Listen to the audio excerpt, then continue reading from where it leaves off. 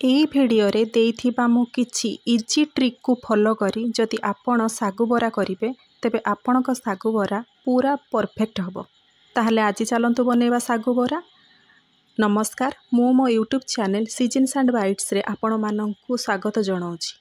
ଶାଗୁ ବରା କରିବା ପାଇଁ ମୁଁ ଏଇଠି କିଛି ଶାଗୁକୁ 5ରୁ 6 ଘଣ୍ଟା ବତୁରେଇ ନେଇଛି।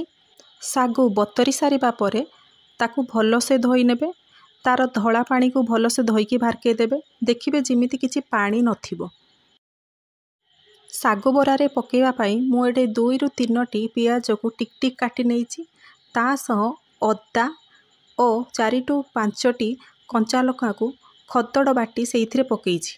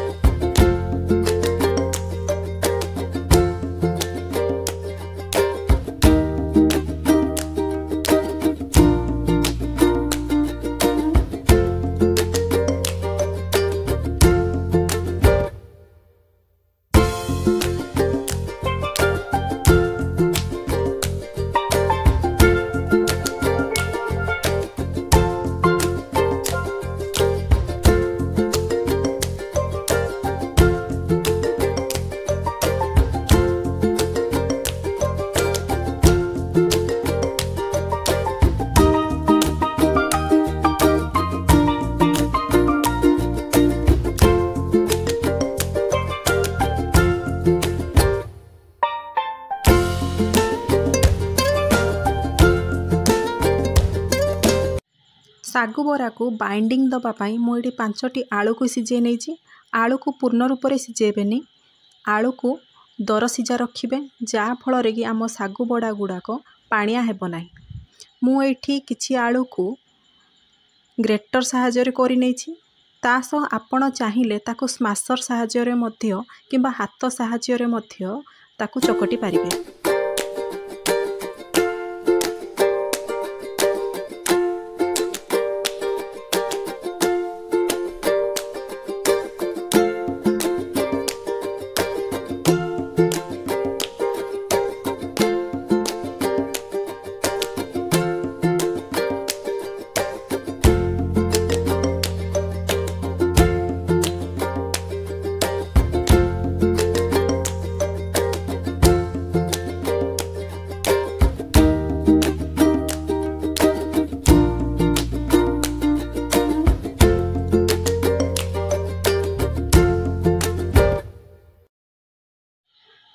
ଆଳୁ ଆଉ ଶାଗକୁ ଆମେ ଏଇଠି ଭଲସେ ଗୋଳେଇ ନେବା। ତା ସହ କିଛି ଲେମ୍ବୁ ରସ, ତା ସହ ସ୍ୱାଦ ଅନୁସାରେ ଲୁଣ ଓ କିଛି ଭୃସଙ୍ଗ ପତ୍ରକୁ ମୁଁ ବରାର ଫ୍ଲେଭର ଆଣିବା ପାଇଁ ପକାଇଛି।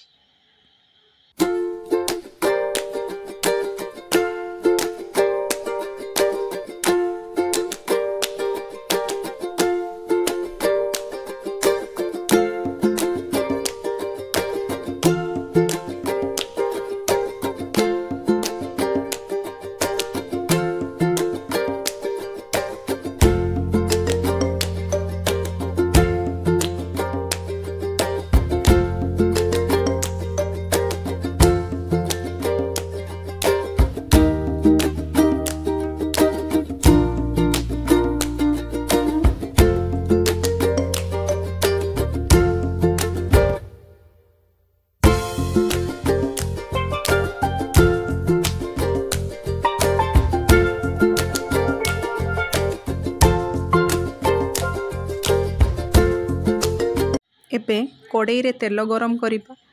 ତେଲ ଭଲସେ ଗରମ ହେଇଗଲେ ହାତକୁ ଟିକେ ପାଣି କିମ୍ବା ତେଲ ଦେଇକି ଆମେ ଛୋଟ ଛୋଟ ମୋଟା ମୋଟା ବରା କରିକି ପକାଇବା। ବରା ବିଲକୁଲ ବି ପତଳା କରିବେ ନାହିଁ। ଫ୍ଲେମ୍କୁ ମିଡ଼ିୟମ୍ ହାଇରେ ରଖି ଗୋଟିଏ ଗୋଟିଏ ବରା ଦେଇ ତାକୁ କ୍ରିସ୍ପି ହେବା ପର୍ଯ୍ୟନ୍ତ ଛାଣିବେ। ଆପଣ ଚାହିଁଲେ ପ୍ରଥମେ ଗୋଟେ ପକାଇ ତାକୁ ଟେଷ୍ଟ କରିପାରିବେ।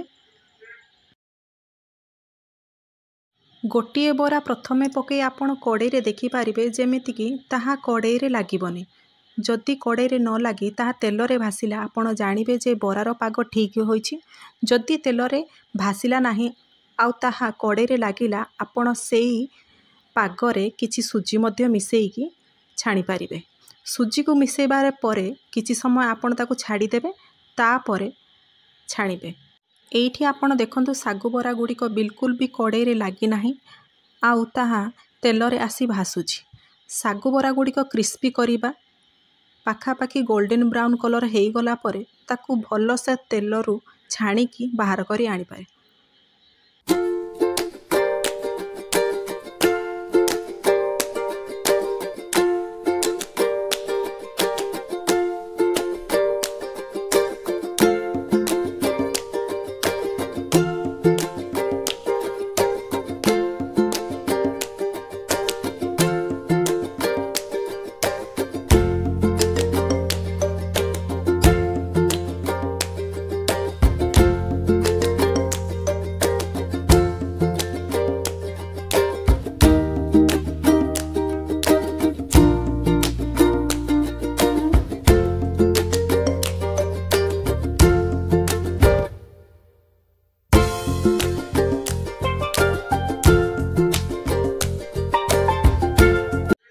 एबे प्रस्तुत हो गला आमर सागु बरा जोटा कि बहुत क्रिस्पी होईछि।